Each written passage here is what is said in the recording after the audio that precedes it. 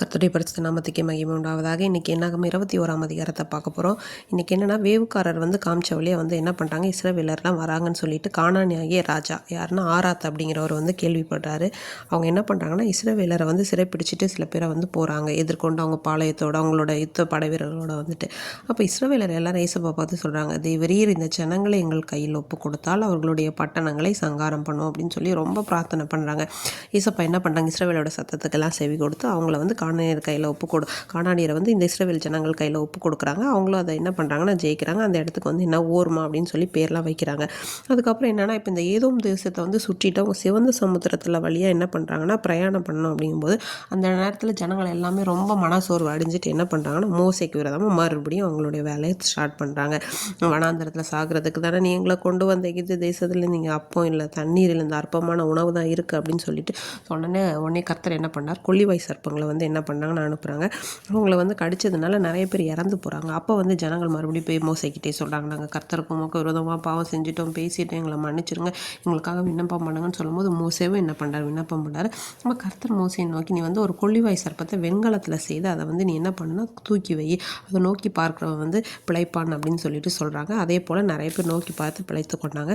திரும்ப என்ன பண்ணாங்க, இஸ்ரவேல் புத்திரர் எல்லாமே பிரயாணப்பட்டு அந்த ஓபோத் அப்படிங்கிற இடத்துல இருக்காங்க. அதுக்கப்புறம் என்ன ஆகுது அப்படின்னா, அங்கேருந்து அப்படியே ஜனங்கள் ஒவ்வொரு இடத்துக்காக போகும்போது தேவன் ஒரு இடத்துல அவங்களுக்கு தண்ணீர் கொடுப்பேன் அப்படின்னு சொல்லிட்டு ஒரு இடத்துல வாக்குத்தத்தம் பண்ணுறாரு. அந்த இடத்துல அவங்க பாட்டு பாடுறாங்க, ஊற்று தண்ணீரே பொங்கி வா அப்படின்னு சொல்லிட்டு பாடுறாங்க. அது மாதிரி என்ன பண்ணுறாங்கன்னா, அதுக்கடுத்து அதெல்லாம் தாண்டி வரும்போது சீகோன் ராஜா, அந்த ராஜா என்ன பண்ணுறாருன்னா, எமோரியரோட ராஜா, அவர்கிட்ட இந்த மாதிரி ஆள் அனுப்பி முதல்ல கேட்குறாங்க, ஃபார்மலாக நாங்கள் போய்க்கலாமா, உங்களோட வழியாக போய்க்கலாமா, நாங்கள் எந்த தொந்தரவும் பண்ண மாட்டோம். அவரும் என்ன பண்ணுறாருன்னா கேட்கல. அப்போ அந்த ஜனங்கள் என்ன பண்ணாங்கன்னா, அந்த எமோரியரோட ராஜாவை கூட என்ன பண்ணாங்க, சண்டை போட்டு அவரையுமே என்ன பண்ணாங்க, தோற்கடிச்சிடுறாங்க.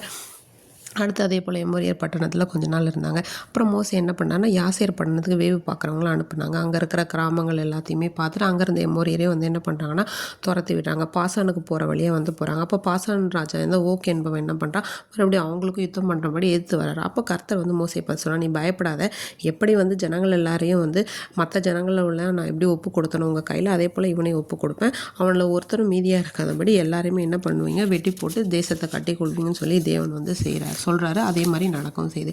இன்றைக்கி கூட நம்ம வாழ்க்கையில் தேவன் எவ்வளவோ நன்மை செய்தாலும் ஒரு கட்டத்துலையும் ஐயோ இது கிடைக்கல, இது கிடைச்சா நல்லா இருந்திருக்கணும், நமக்குன்னு என்ன தேவன் நியமித்திருக்காரோ அது சரியான நேரத்தில் தருவார். ஆனாலும் நம்முடைய தேவன் இரக்கம் உள்ளவராக இருக்கார். எப்படி இஸ்ரவேல் ஜனங்கள் என்ன பேசினாலும் திரும்ப திரும்ப அவருடைய பாவத்தை விண்ணப்பத்தை கேட்டு மன்னித்தாரோ, அதே போல் தேவன் இன்றைக்கு கிருபையுள்ள காலத்தில் மன்னிக்கிறவராக இருக்கார். நாம் அதை பயன்படுத்தி கொண்டு அவருக்கு உபயோகமாய் வாழ்வோமாக. ஆமீன்.